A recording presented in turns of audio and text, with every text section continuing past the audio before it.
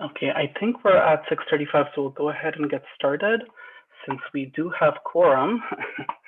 um, Susan, are you taking notes tonight? Yes, I'll be taking notes for you. Perfect. So now that we have quorum, I'm assuming, Susan, you're on top of it with attendance. We'll Yes. move right along to some of the administrative updates. We're going to start with approving the minutes from our April 12th and April 30th meetings. If there are any edits, feel free to share. If not, is there a motion to approve those minutes?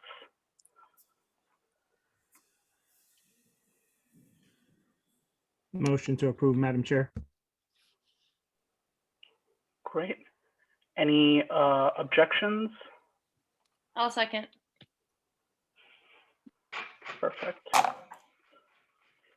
I think we can just do a quick show of hands for approving the minutes as they're attached.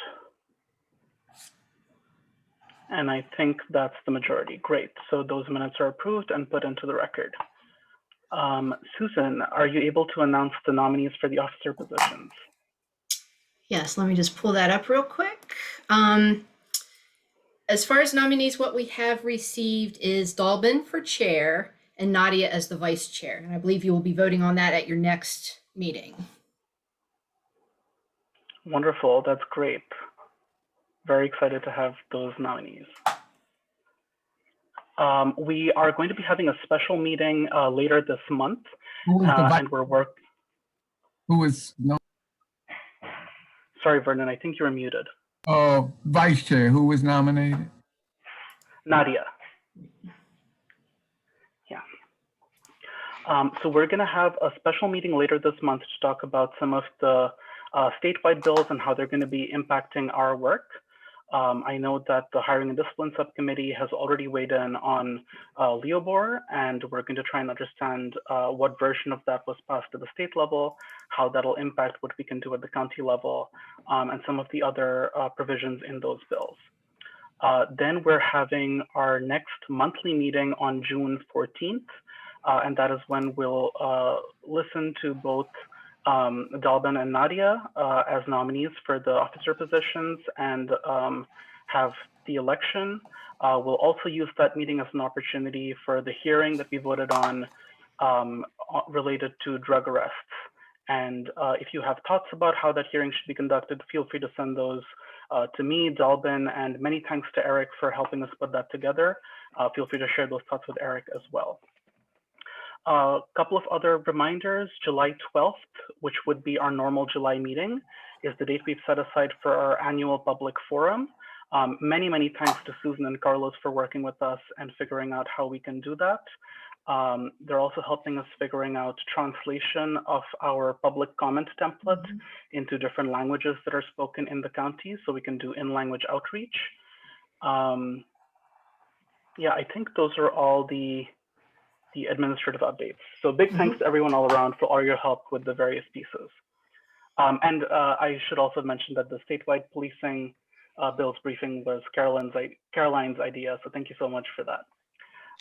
We'll move right along to subcommittee updates. And since we're also getting ready for the end of the year, we're going to put together a report. So I'll ask one person from each subcommittee to go over your summary of what you've done this year, and that'll be the piece that we'll include in the end of your report. So let's get started with the discretionary policing subcommittee.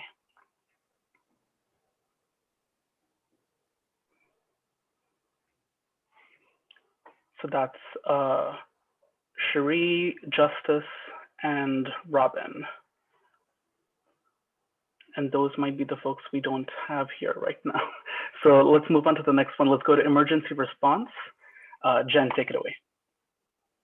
Okay, we completed our summary, and I will, it's ready to be, I guess, handed in. I'll just go over it real quickly. Our committee has met monthly, and we're just discussing, we discussed a variety of different ways to increase successful interactions with the police for those with mental health issues and those with intellectual and developmental disabilities. We threw around a lot of ideas where we could help police could identify houses, or it could be in some type of database, and we discussed self-disclosure and a whole bunch of options. What we've been able to kind of pull together, we realized that a lot of other groups were already working on a lot of the things that we were trying to do. So we were able to pull together a collaborative group of all the decision makers in the county for the various agencies. Emergency response collaboration group, now it's meeting quarterly. We've had 2 meetings so far, and it includes DHHS and Cornerstone, all the major players, the police, CIT, juvenile justice, homelessness services. Everybody is involved, and we're making great progress. I can't go into the whole thing because I probably only have like 30 seconds left. But we've also been able to, I am meeting bi-weekly with people that are making these decisions, and consulting with a lot of the doctors and advisory groups that are involved. And I will be training the Crisis Center on Autism, how to respond, how to handle folks with autism in a crisis. And I think that's it. Going forward, we do want to follow up and monitor how the police are doing their training, how many folks are becoming CIT approved, and also stay on top of the crisis center social workers that are being instituted, and make sure that they're getting appropriate training for all types of mental health and IDD response. And I think that's all I have time for. It's right here, Thank you. font number 6. Thank you so much, Jen. And if you could just send that around to Carlos and Susan, and then we'll keep Yeah, they going. have it. Yep. I'll send it around Um, now for you. Perfect. Thank you so much, Susan. Let's move on to the Hiring and Discipline Subcommittee. Hi, everyone. We've worked quite a bit. We've done a lot of great work, and we are working on a summary. Unfortunately, we do not have that today for you. Eric has stepped up, and he is doing the draft of that summary. And I note that he did reach out and apologize for not having that available, but we are working on it, and we will have that to you soon. Are we going to discuss the letter of concern, or is that? We have a separate agenda item for that. So we'll Gotcha. talk about it in just a Because second. Caroline is going to share some important information regarding that. Perfect. Well, actually, maybe it would help actually clean up, sort of shorten our agenda for the evening if I jumped in here, which is just to say, I think in discussions with the subcommittee, I think what we want to do is actually address this issue differently. Have a very short cover letter to the chief, and actually just take the responses that we received from him and put annotate those, so just add additional follow-up questions rather than have a kind of lengthy cover letter. And I think it would be, we want to make sure that we are appropriate, the tone is appropriate, respectful, and all of that. And what we're really just asking for is a clarification. So we don't need to spend time on it later today. We'll just produce a new draft for people to look at in the coming days. Thanks, Caroline. I really appreciate that. And I know that there's some other follow-up questions that came up during that meeting. So let's, me and Dalvin will make sure that all of you have an opportunity to add in any follow-up questions you have when we get to that discussion. Great.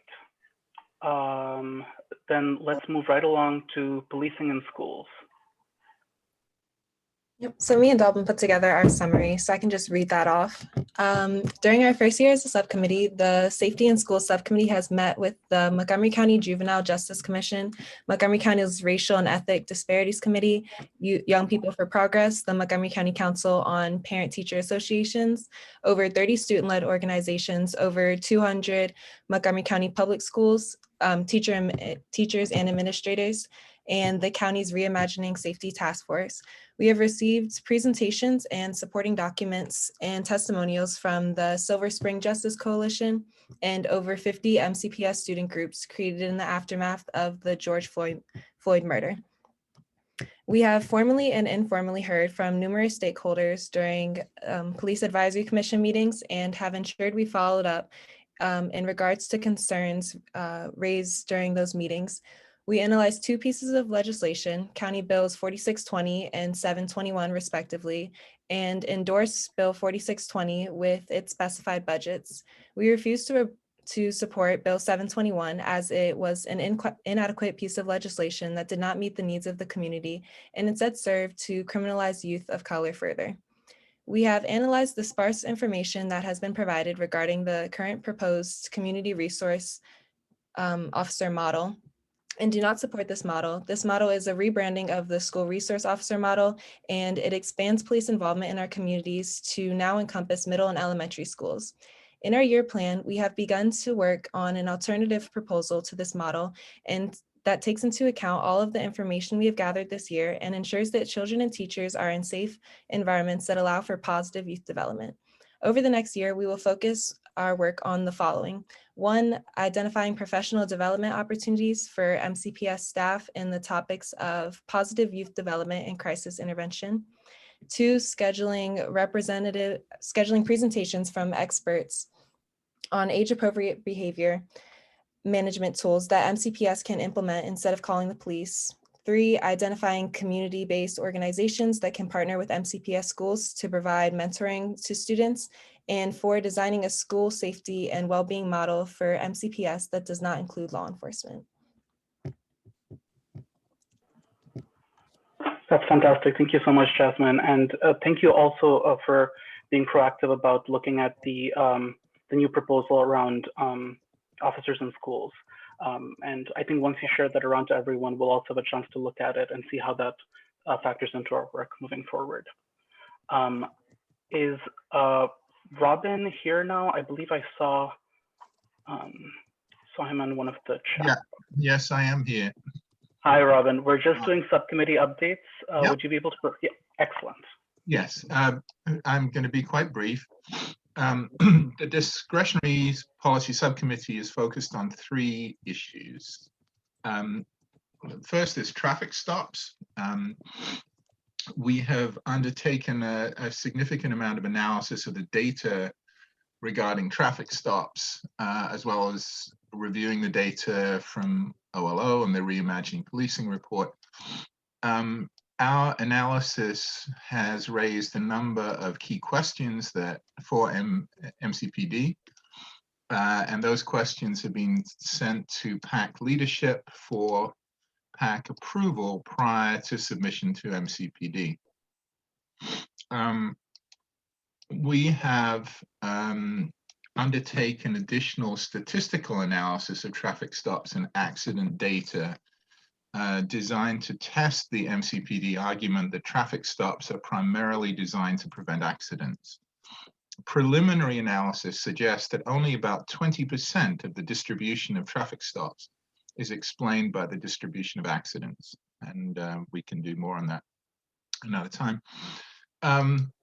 We anticipate that once MCPD responds to our questions, the PAC will hold a public hearing to review concerns raised both by the data and through committee members' discussions in their communities.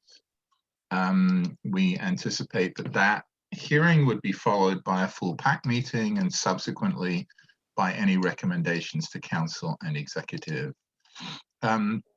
The other two issues, we have supported the work done elsewhere on drug enforcement. We strongly support the upcoming public hearing and believe that the PAC will want to make changes, to recommend changes to drug enforcement policy in the county. The next area of concern after we're done with traffic stops will be pedestrian stops. And assume that we will follow much the same model there. Thank you. Thank you so much, Robin. And as Robin just alluded to, our intent is, as subcommittees bring different topics to the commission as a whole, that they can become, we can follow the model that Erica started with the drug arrest investigation, where we, invite members of MCPD staff, members from the various county departments that are relevant, and really dig into that issue a little bit more with the goal of developing recommendations that we can then forward on and making sure that we've consulted with all the appropriate agencies and offices as we go about that process. So thank you very much for that, Robin. Eric, do you have a question for us? Thank you, Madam Chair. Regarding the discussion of what our hearing is going to be,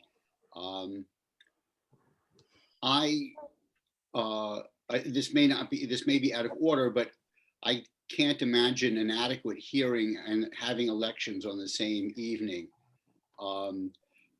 My hope, what struck me might be to have a period set aside or an evening set aside in which members of the public could speak about their experience with drug arrests.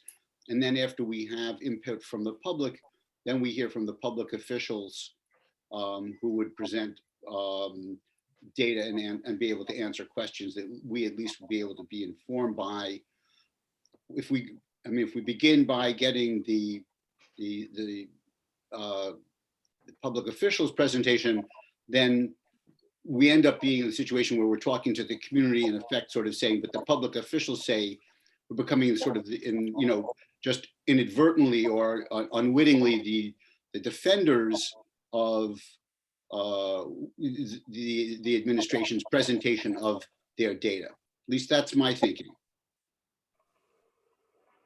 Thank you so much, Eric. I think that's a really good point. And to the extent that we can include community voices in these, I'd love to do that. Let's keep thinking about how to put that into action. Robin, did you have a suggestion? Yeah, I want to very strongly endorse what Eric said. To be honest, it's at least as important to hear from the community as it is to hear from the officials.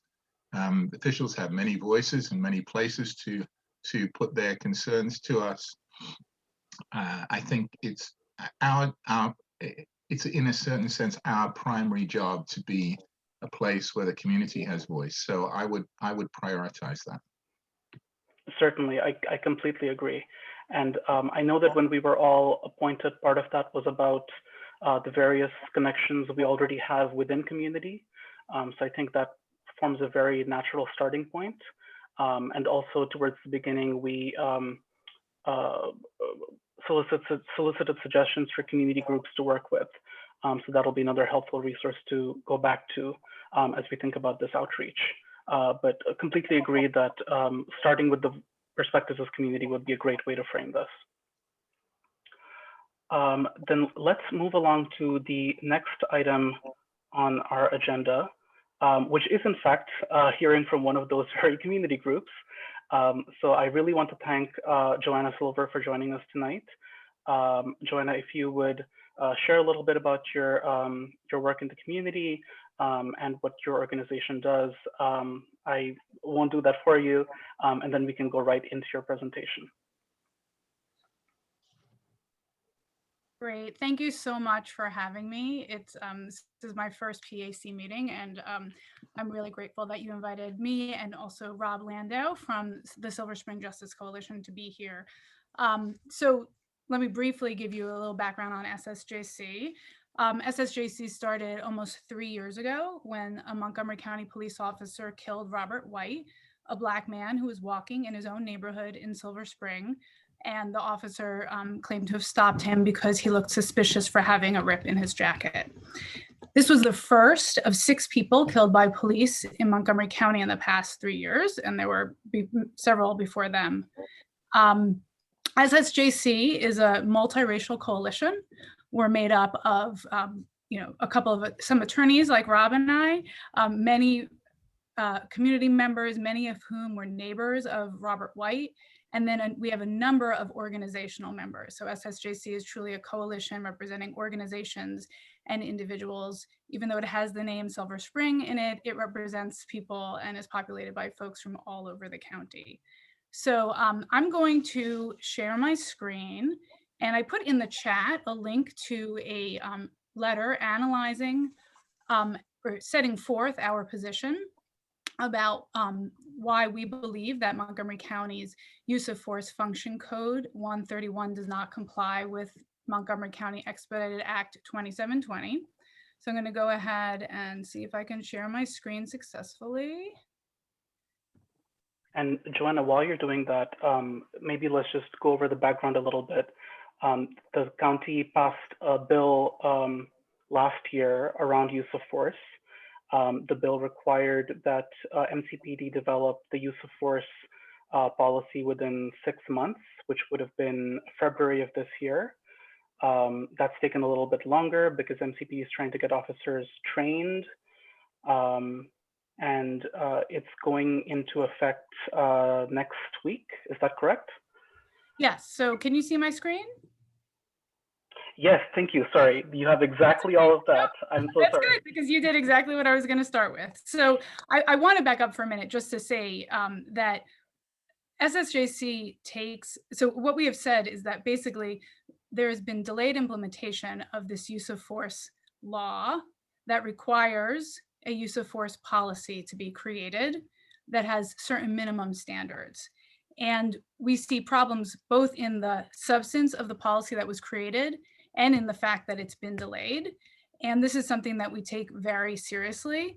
I'm going to start by going through the implementation timeline, but what I want to make sure we really are all on the same page about is that we're going to go through, dates and whether a date was complied with or not, and we're going to go through, language in the statute and legal analysis. But this is much more than a hypothetical legal exercise. So what this law is about is, and what the policy is supposed to be about, is when a police officer can kill someone and when a police officer can harm someone.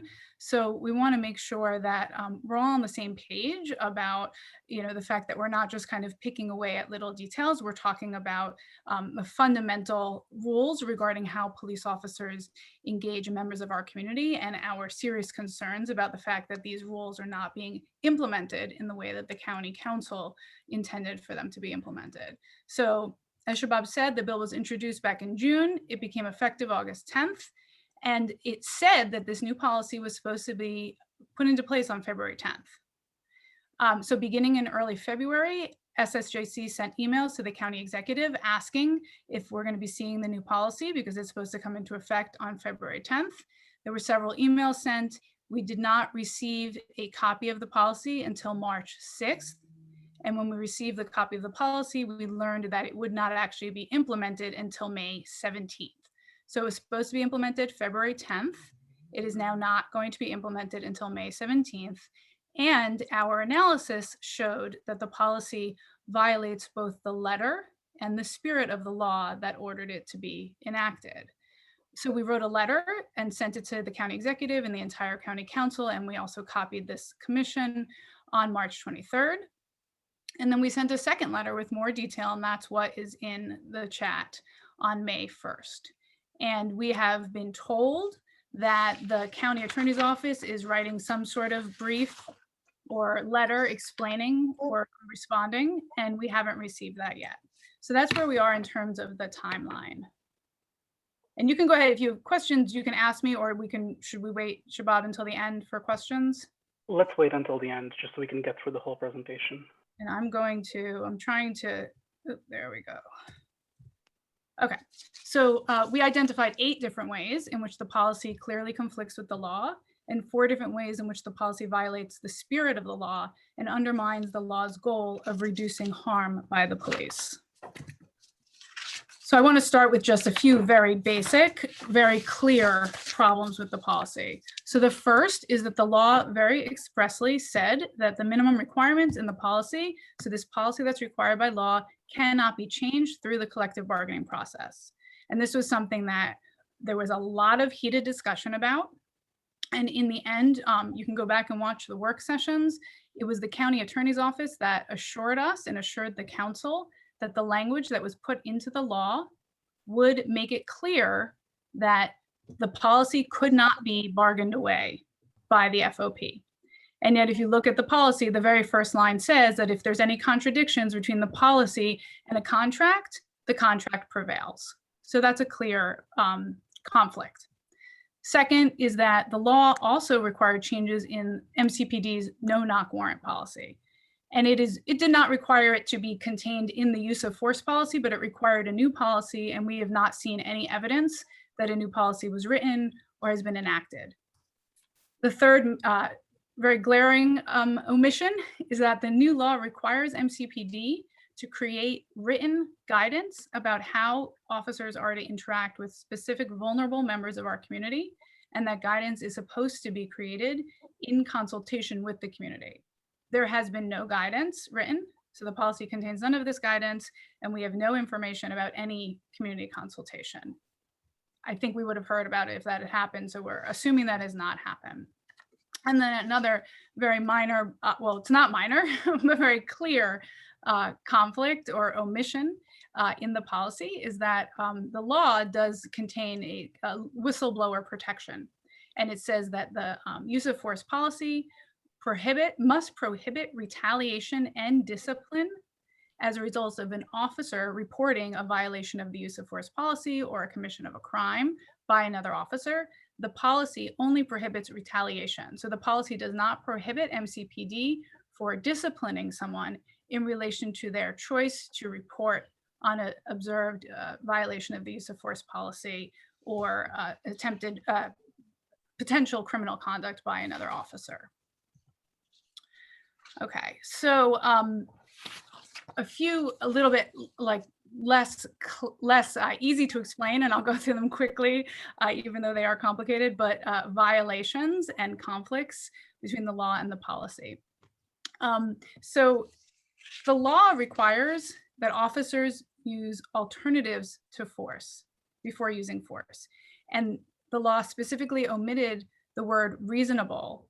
It did not say reasonable alternatives, it said alternatives. If you actually look at the text of the bill, you can see that reasonable was struck out.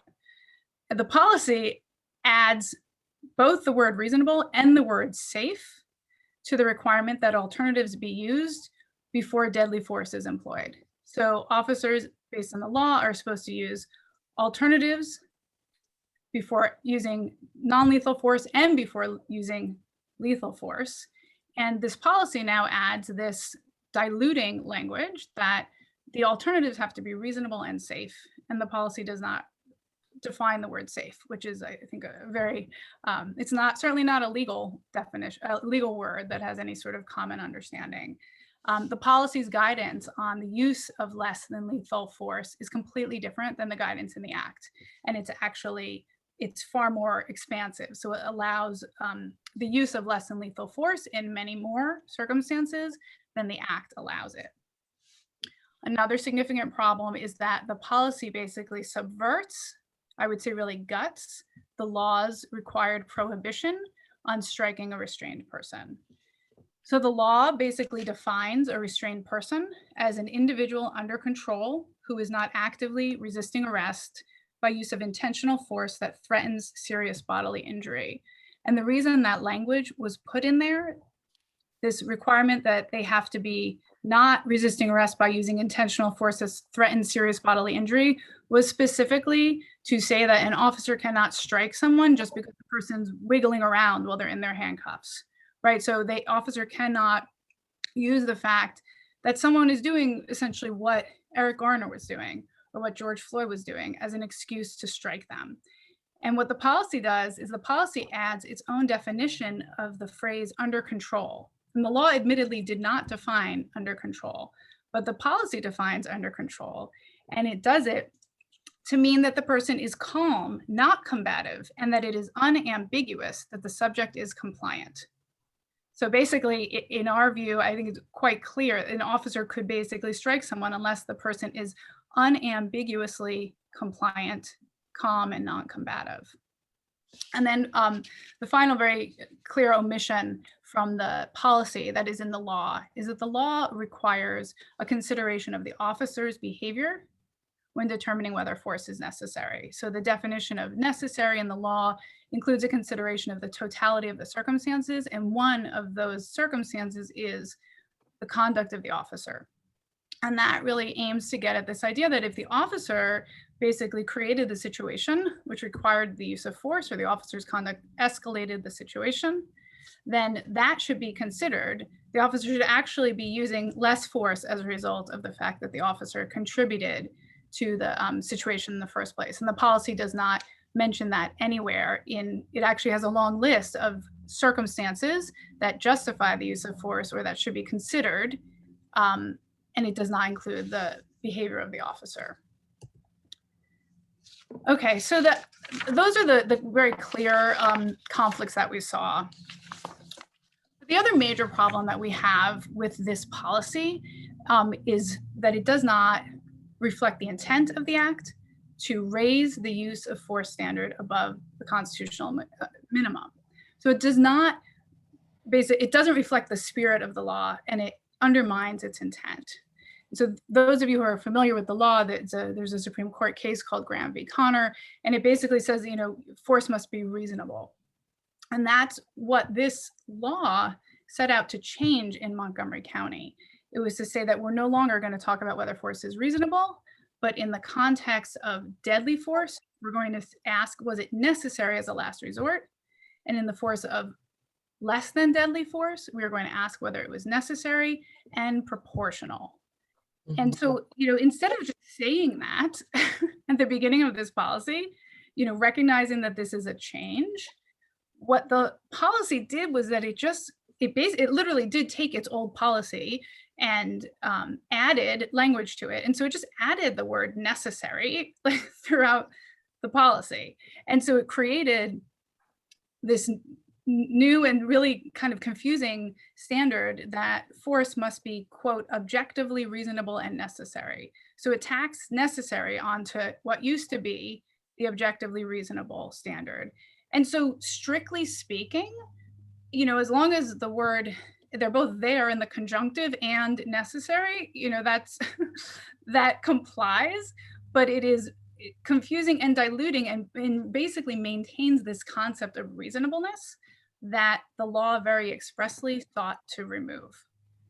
And the policy also repeatedly cites to the Supreme Court case of Graham versus Connor, which is, again, confusing and misleading. And really the policy should only be referring to Graham v. Connor in terms of saying this policy no longer adheres to the requirement of Graham v. Connor, it adheres to a higher standard for force.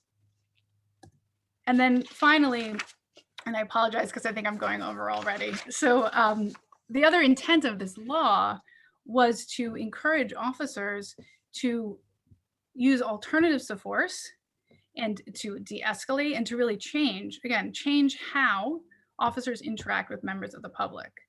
And it requires in letter that officers find alternatives. And the policy has the word alternatives in there and it defines it, but it doesn't address what those alternatives might be at all. So there are all lists of things that officers can consider when deciding what the person they're encountering deserves to have force used against them, but that it never discusses what the alternatives to using force could be.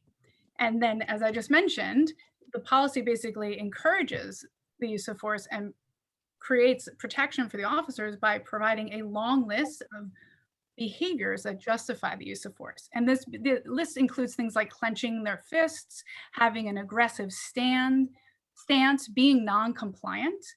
I know you were discussing before, how police officers interact with people who are members of who have disabilities, like autism, for example. I have a young adult son with autism, and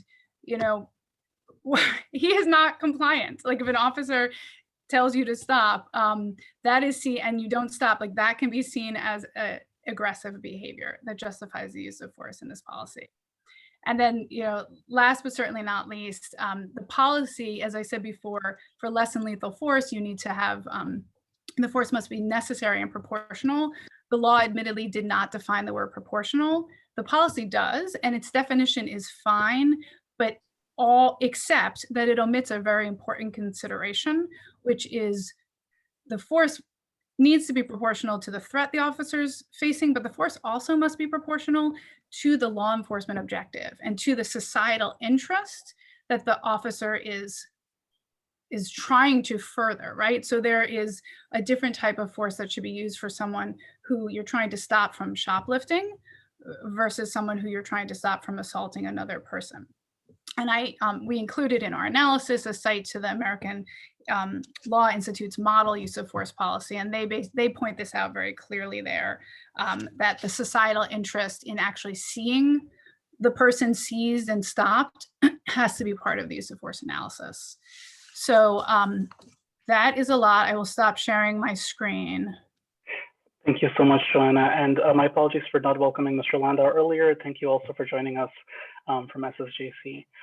Before we move into questions, I'd like to take a couple of questions, and then if either Sergeant Brewer or if there's anyone here representing Chief Jones, if they have any reactions, I'd love to entertain that. I know that Sergeant Brewer has some things going on this evening and may not be able to jump in right away. But before we get to that, Joanna, if you want to explain to us, have other entities looked into this, whether it's the county attorney's office or statewide organizations, the ACLU, has anyone else reacted to your analysis on this? Yes, thank you for asking. So yeah, the ACLU of Maryland, the attorney with the ACLU of Maryland who worked on the statewide use of force law that you all probably know was just passed, did review our analysis and agrees, and is, and actually some of the points that we made in our analysis came from him. And he's, certainly willing to talk to more people about that. And then yes, the county attorney is looking at it, and that's who we're waiting to get an opinion on. I will share with you, because I think that this is important, that the county attorney in this scenario is representing the police department, but also has a legal obligation to represent the county council and to protect the entire county from liability, and the county executive. And so it's a little, I think that's something that we kind of all have to think about, because it is concerning. It's concerning to me that the county attorney would be, doing everything possible to defend the policy of the police department when the county attorney's office has an equal, at least, I think, obligation to ensure that laws that are passed by the county are implemented with fidelity, both in letter and in spirit. Thank you so much, Joanna. Are there questions? Let's start with Robin. Yeah, this is a pretty complex set of analysis. It seems very detailed, and I thank you and your organization for doing this. So, as a practical matter, have you developed an alternative policy that you would prefer to see implemented? Do you want to answer that, Rob, or should I? I think the short answer is we have not. We are working aggressively with members of the council to try to get them to. We would prefer, our preference would be for the police department to start over again with, as Joanna pointed out, there are so many significant structural defects in the policy version that we received that we think it would be better to start over again, but we have not taken that initiative to draft it ourselves. Sheree, did you want to go next? Yes. Thank you. I have a few questions. Let's see. First of all, has the county attorney provided a timeline as to when you can expect their reply? No. So the only timing we received was that on April 30th, we were told we were going to get an analysis. And then we learned that the county executive received an analysis and had questions about it. And then on the next day, on May 1st, since we hadn't received the promised analysis, we didn't know why, we sent our additional analysis, and now I think they're responding to that. So no, we don't know. And again, so this is supposed to go into effect, like the officers are being trained now and are supposed to start using this policy that we think does not comply with the law and doesn't protect people in this county in a week. Right. No, then that's why I asked about whether you had been given a timeline for, excuse me, to anticipate the response. So that's my first question. My second question is whether tasers are specifically mentioned as a lethal force or a less lethal force. We have gone back and forth about this, and apparently as of, I don't know when, but at some point, the police told us that they considered tasers lethal force too. So so I'm wondering if there's any specific mention of tasers in your analysis or in the policy. So not in our analysis, and Rob may recall the language of the policy more, but I was there during the work session where it was actually Councilmember Hucker who pointed out some of what you were saying about tasers, and that there's a separate taser use policy. And so they took, I know that I'm pretty sure they removed the taser from the definition of a less lethal form of force, but it does not expressly say that it is a form of deadly force. I'm going through it right now to see, because that's not something that we at least noted a conflict with. So we're not focusing on that, and I apologize, but I will look and see if Well, I I can. mean, I don't know if it's a conflict, but you know, some things when they're omitted, somebody needs to ask how come, you know. And to me, tasers are something that it would be good to understand whether they have been included as a part of the less deadly force or less lethal option. I'm pretty sure they have, Sherry. I'm sorry. And I think it wasn't included because there is a separate policy specifically on the use of tasers. And then I only have two more questions. I'm wondering whether the state action regarding use of force has any bearing, whether you believe it has any bearing on the analysis that you've put forward. Rob, do you want to answer that, or do you want me to? Well, I'll say a couple of things about it. First of all, Montgomery County and this. Oh, he froze. Okay. So, so as you know, if the county's law sets a State higher law. standard, oh, there you go. You froze, Rob. Oh, sorry, a higher standard. And, but more importantly, that law doesn't go into effect until next July in a lot of respects. So we feel that it's important that this county law get implemented correctly, with the correct policy as soon as possible. So I think maybe you were saying things when you froze that Right. are important. Maybe Joanna. Yeah, can, let me, so basically recall. the first thing I think, or maybe what he was leaving off, is that if our law sets a higher standard, which we actually believe it does, then that is the standard that prevails. So, you know, our county can't set a lower standard, but it can set a higher standard. And so it does set on its face, it sets a higher standard for the use of deadly force than the new state law. It sets a similar standard for the use of less than deadly force. But then also our law it prohibits certain types of force, like chokeholds and things like that, that are not expressly prohibited in the state law. So it does set a bit of a higher standard. And that's the other reason why we do need to be careful to make sure that it is carefully and correctly implemented. And then my final question is on the retaliation piece, which seemed kind of confusing from what you were saying, that the retaliation, what you described as the definitional framework for retaliation to me is not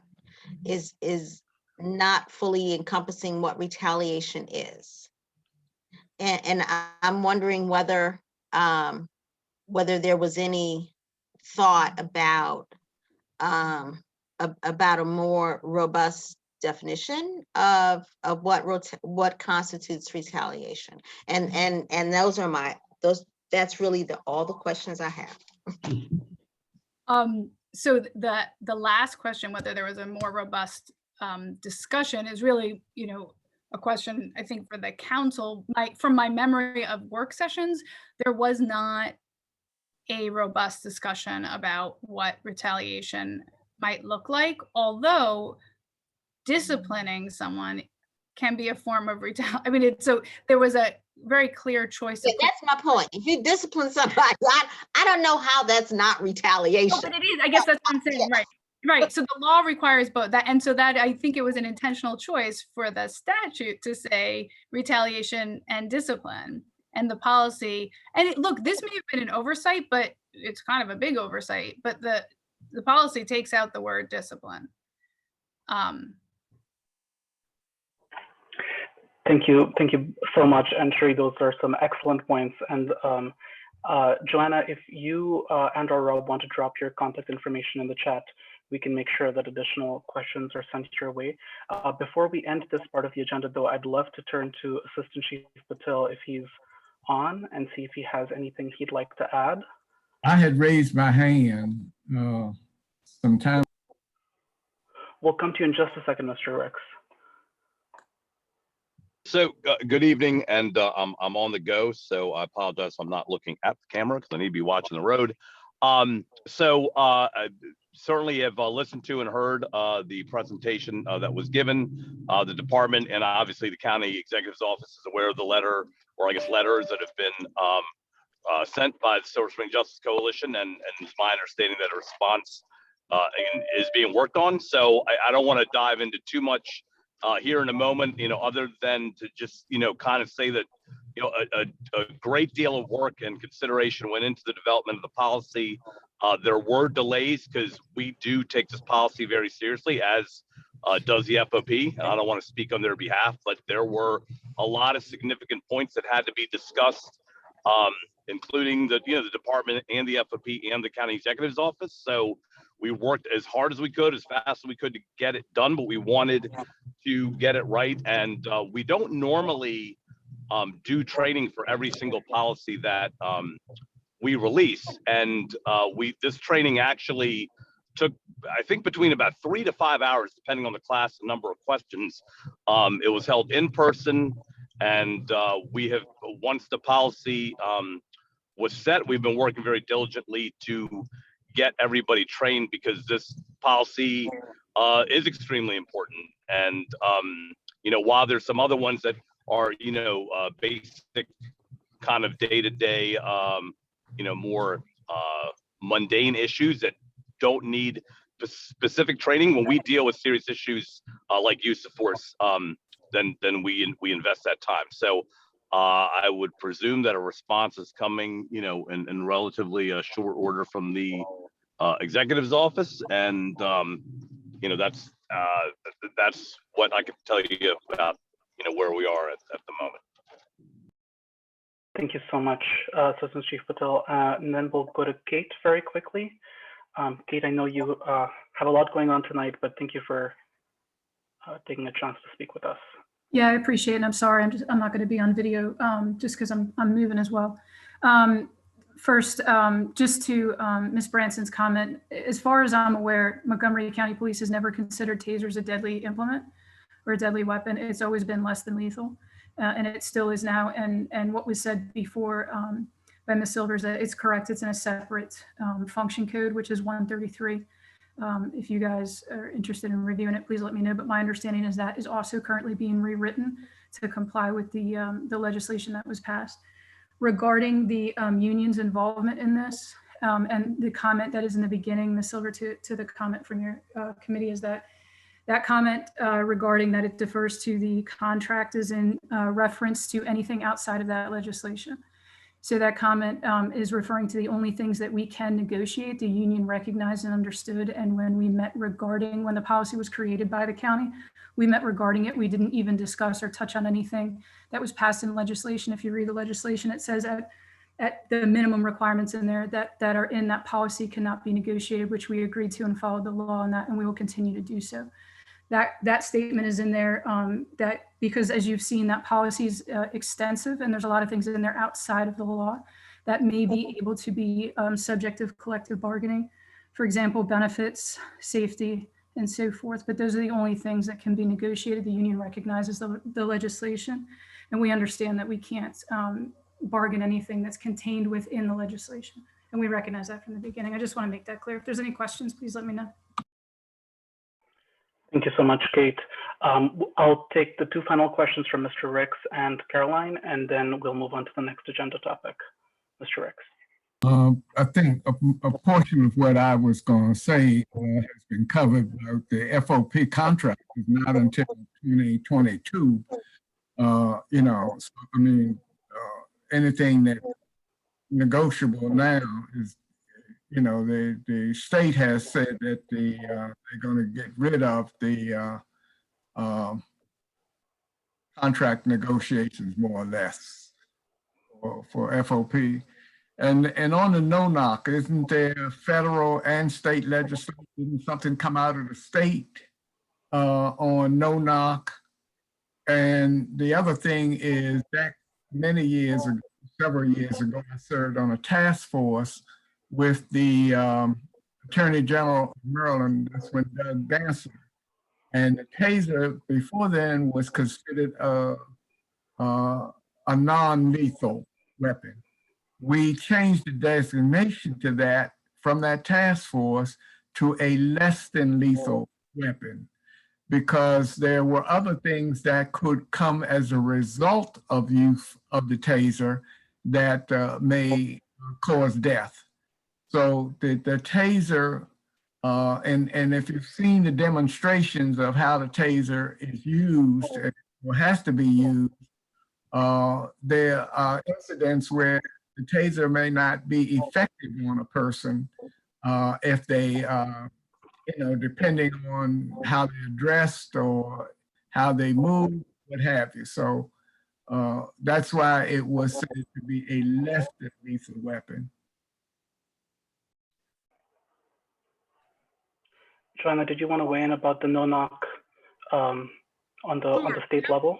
So there is a new state law that adds additional requirements. The no-knock policy. It is in some ways so there are multiple new requirements for using no-knock warrants, and our law has some that are actually not in the state law, and the state law has some that are not in our law. And so we do need to see evidence of the fact that MCPD is complying well now with ours, which is supposed to have been implemented. The state law doesn't go into effect, I think, until next summer. So it will have to do that too. But the point is, we need to see that they're doing that. We have absolutely no reason to believe that they're actually complying with the new no-knock policy, and we don't know what it says. Thank you. And then Caroline, did you have a question? Cherie actually asked my question, so thank you. Perfect. Eric, if it's all right with you, let's do the remainder of the questions over email so we can move on to the next. My point was simply that our chat has been disabled, and so our ability to communicate that way has been constrained. I am sorry about that. Susan, are you able to? Oh, perfect. Thank you so much. Thanks for pointing that out, Eric. Really appreciate that. So since we are not discussing the letter of concern regarding MCPD responses, we can move on to the next topic. And as a reminder, Dalvin and I will figure out a way to collect additional follow-up questions. And since we are, since the Hiring and Discipline Committee has volunteered to annotate the responses, if you have specific follow-ups, feel free to send those directly to them. That would be really great. Madam Chair, I'm sorry, Madam Chair, yes. I just one quick question. Did the members of the PAC receive the original letter of concern? I believe so. Okay. Yes, that should have been shared with everyone. Yeah. So thank you so much, Joanna and Robert. I really appreciate you taking some time with us this evening. Thank you again for having me. Thank you. For sure. So let us now move on to the Reimagining Public Safety Task Force recommendations. For this, I'd love to go around and have each commissioner share some thoughts about the recommendations. And if we find that there is a general consensus, we might choose to do a motion in endorsement of the report as a whole. I imagine that looking into every specific recommendation will take far more time. So that is one option available to us. If it turns out that commissioners are not wanting to do that kind of a motion, we don't have to do it. But that's just one option I wanted to mention at the outset. So with that, let's just go down the list in alphabetical order and just in a minute or so, if you want to share your thoughts on the Reimagining Public Safety Task Force final report and any recommendations that stood out to you from within that. Alicia, if you don't mind, I'll put you on the spot to start us off with the A.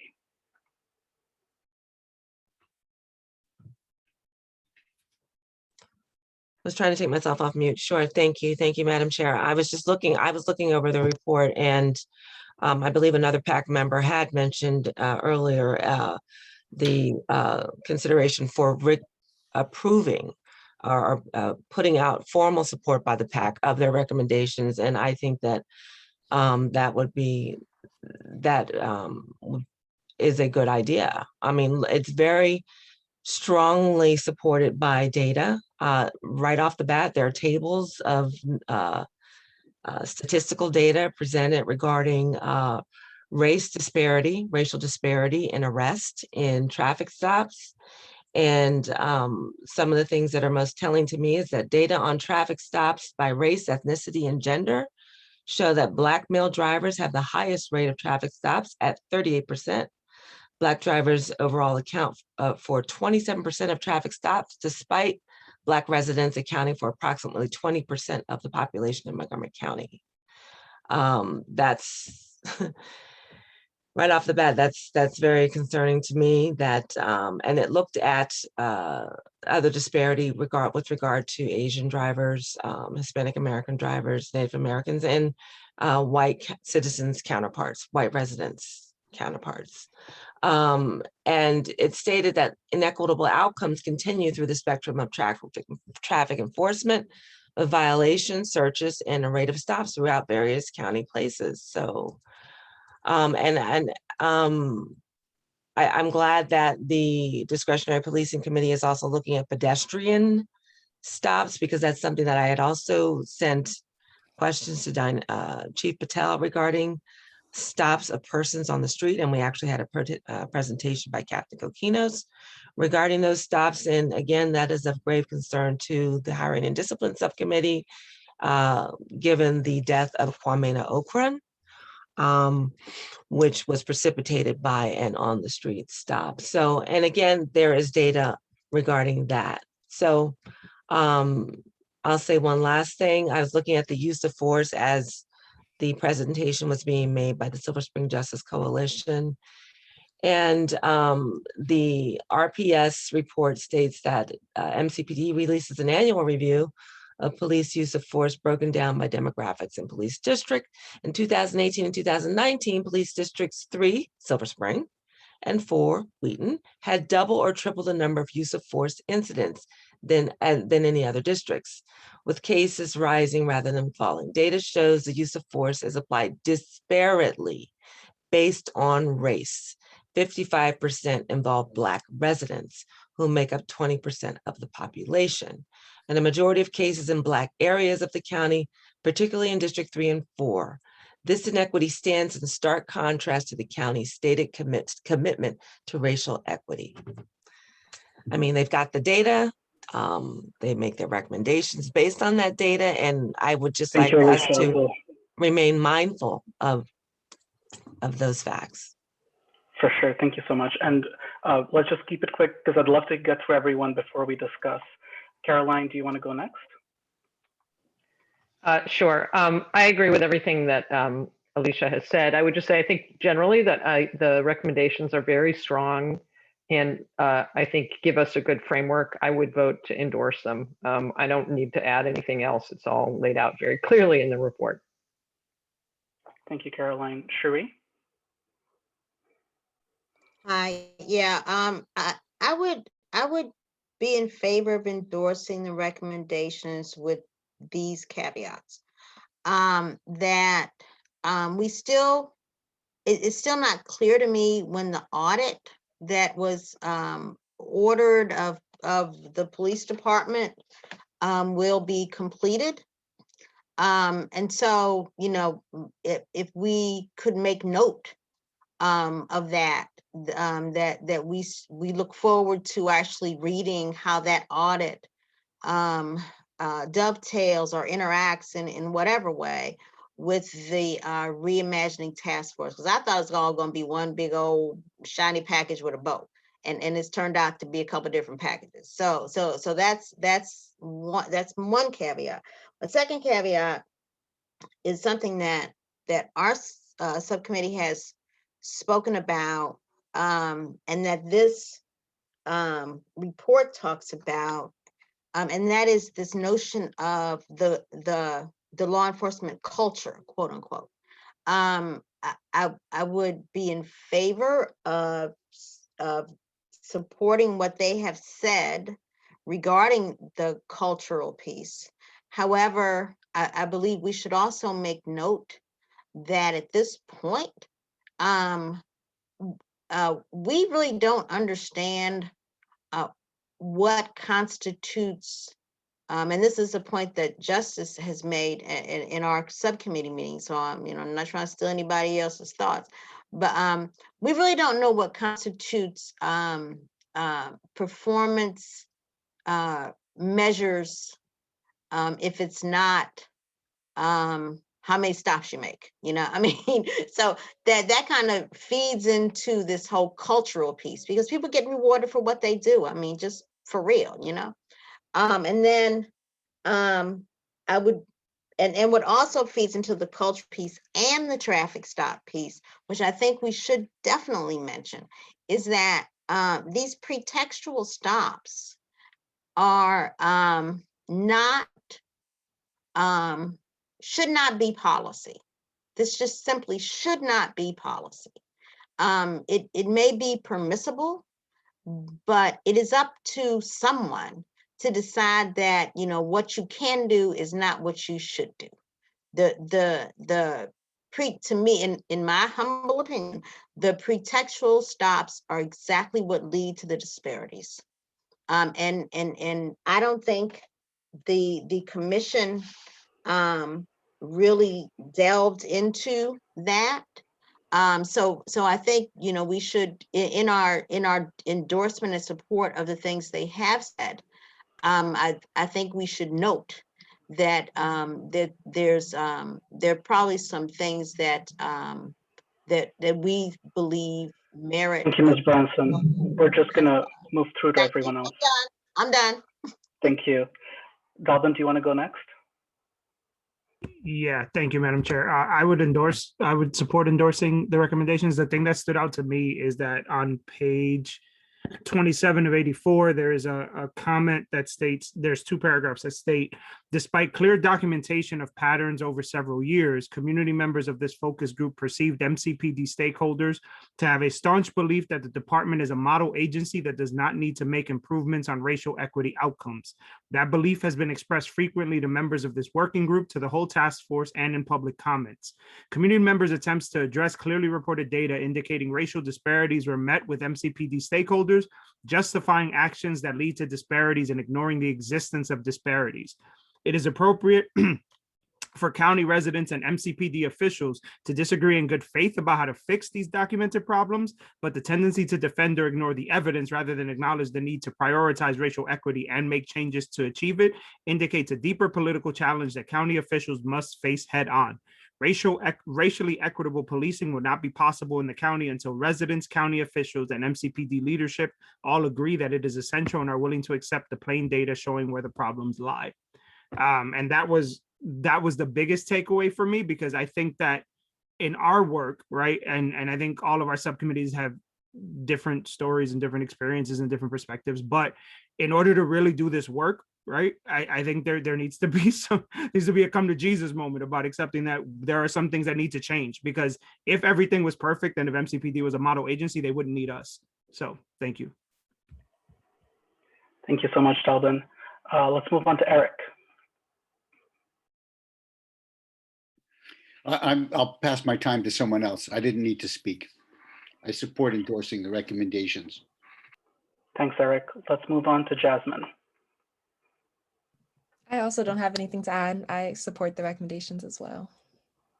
Excellent. Jen. I just want to be clear, you know, I have some concerns with some of the data collected, specifically, I mean, not that the data is wrong. I guess by endorsing this, are we agreeing with every single thing that's in the report? I guess that's because there are some things in the report that I don't agree with. But as a whole, there's no way I can replicate this. I mean, it's excellent data collected. Doesn't mean I agree with all of it. So I guess we have to endorse. Is that what happens? You know, I don't have a choice. That's a good point, Jen. We'll think about that as we move into making the motion. Jerome? Thanks, Madam Chair. I don't have any major points to speak to outside of, I mean, was mentioned earlier, it's data driven and speaks directly to the inequities. So I'm in favor of endorsing. Thanks, Jerome. I know Justice is unable to join us tonight. Let's move on to Nadia. Yes, Madam Chair, I'm sorry, just to put a small point on Jen's comment, which I hear and is valued. The OLO did the data collection, not the RPS itself, the Office of Legislative Oversight. I'm looking at the notations here on the report. Okay, that's it. So I was going to say I push the support. I just want to emphasize the fact that this report is highlighting a lot of the things that were already spoken about in the MOA that was signed. Gonna say in 2000. I think it's January 14th of 2000. So I just want to make sure that everybody understands that we've been saying this for quite some time. We've been asking for the data for quite some time. We've been asking for a lot of things for quite some time. So I just want to emphasize the fact that we're supporting something that's already kind of been supported in the county. That was a memorandum of agreement with the Department of Justice for us to have this data available, for us to have racial equity information, for us to be surveying the community. It's not different. So it's not a big ask. But I think we have to have a really deep conversation about what is happening between these asks that we're making as a community and why nothing is happening. Nothing tangible is actually happening. Thank you so much, Nadia. Robin? Yeah, so I think the report is very powerful and it highlights a lot of areas where we have, which we've looked at and where we have substantial agreement. I'm not terribly comfortable with simply endorsing everything in the report, like Jen said, without us having really dug into some of those pieces. So I wonder if we can find a form of words which says that we strongly endorse the broad conclusions of the report. You know, that's the most important thing. And that way, I don't think we are nailed to supporting every last recommendation in the report, which we may not. And we at least have not even discussed most of them.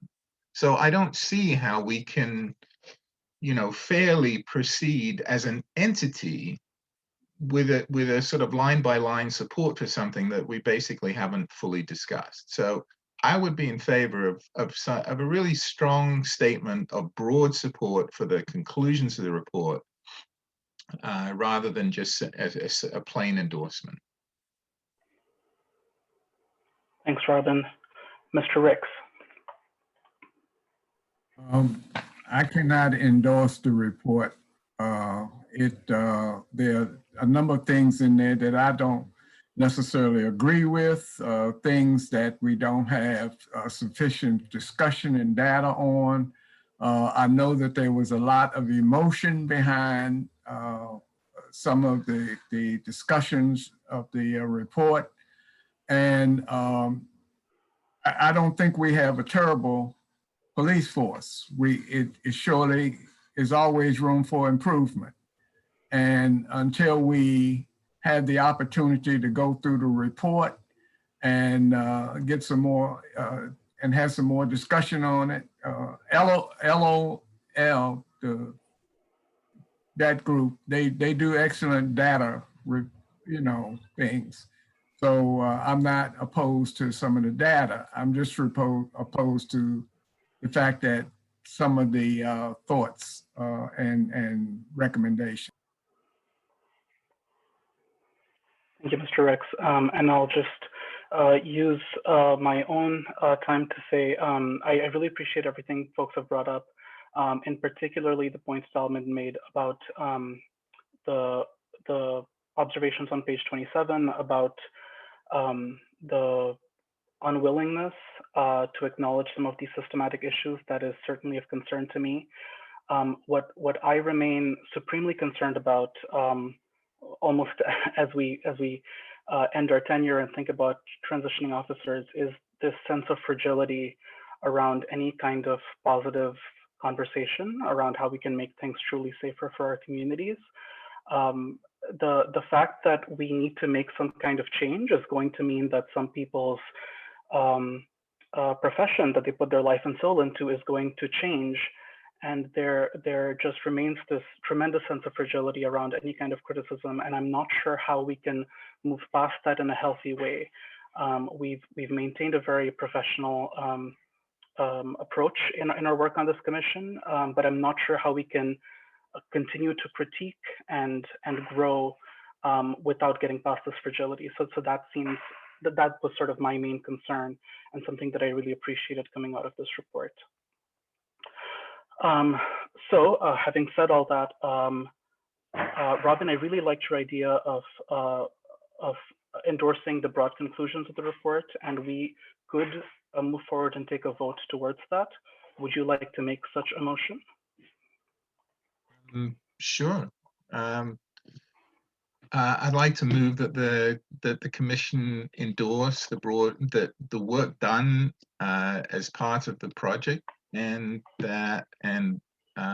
emphasize the importance of the data collected, and that we endorse the broad conclusions of the report. And I think that's really what we want to say, and let's say it. A second. Excellent. All those in favor of that motion, please type in yay or yes into the chat.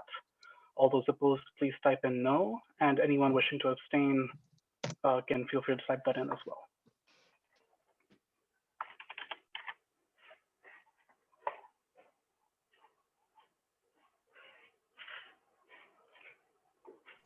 Madam right. Chair, might it be helpful for us to discuss as a commission what reservations or concerns PAC members have regarding the recommendations of the RPS at some point at a future date? I mean, this is tough stuff. For sure. And I like that you talked about fragility, and I like what Dalban said, and perhaps we can talk about our reservations regarding those recommendations at some other date. Yeah, certainly. I think it would be very helpful if particularly the subcommittees were to look at recommendations relevant to their work. I know that that's something that we're already doing on the emergency response subcommittee, but would welcome everyone to do the same. Dalvin, sorry, I saw your hand. No problem. Thank you, Madam Chair. I also think, and I say this with all love and respect in the world, we are not going to agree on everything. We're not. And there are going to be some conversations that are uncomfortable.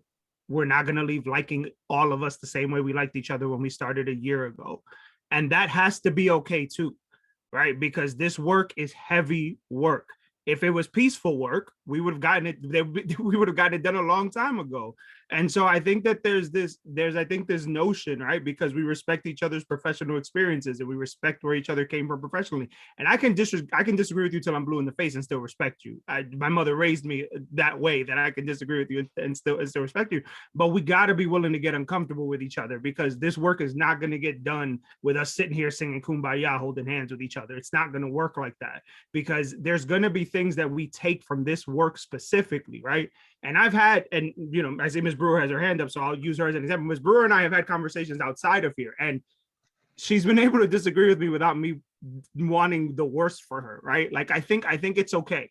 It is okay for us to do that because this work is so important for not only this moment right now, but I'd love it if there is no police advisory commission after we're done, right? Because just because there's things for folks to improve upon, right? Just because there's things for folks to improve on, it doesn't mean that we're saying that this is the worst police department in the country and that they're terrible at their job. Nobody's saying that, but there are things that need to be fixed. And if we're so afraid to get uncomfortable with each other, we're not going to fix a thing. We are not going to fix anything.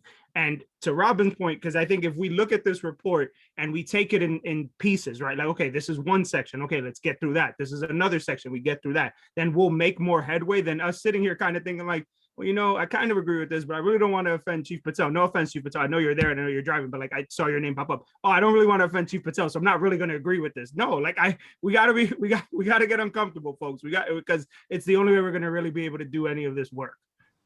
I'd hope we live with that. I totally agree. Thank you so much. Kate, you wanted to add something?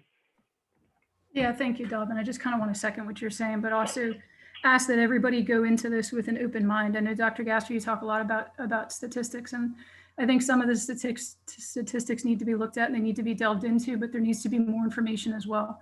I think statistics, as I've said before, is a great place to start, but it can't be the only thing we look at, or we have to broaden some of the information that they collected. For example, do we know where the highest call volume is? Do we know what areas of the county report the most amount of crimes? Stuff like that needs to be considered and delved into. And if it is, great, let's look at it. But in addition to, and kind of piggyback off what Dalvin is saying, I'm sure some people do feel that, hey, I don't want to change, I don't want to improve. I'm saying I'm not that person. I'd love to be a part of conversations and subcommittees. And Jen, I thank you for inviting me to yours. I would love to be there and to be a voice and to kind of bounce things off and to say, listen, we don't have to agree on everything. But I just beg and plead that everybody come with an open mind instead of that confirmation bias or that anchor bias or that implicit bias or whatever it is.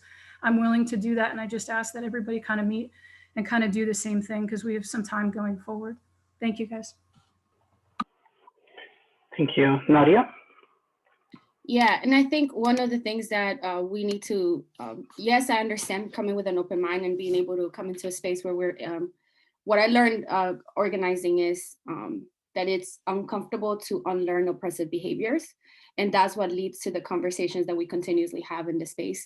But I also want to be mindful that even data is very difficult to talk about, because even when you talk about like high volume call areas, right? Let's say Wheaton is one of those. Why do you think people are calling? And there's probably going to be an increase after a certain year because of gentrification. And what does that mean for the communities of color and Black folk that have been living in Wheaton, like my family, who've been living in Wheaton for 20 plus years, right? And what does it mean? And how does the interaction? So I think, yes, we come with an open mind. Yes, we look at the data, but what's been most important in my experience from the work that I've done when it comes to any type of organizing and community unity type of work is talking to the community.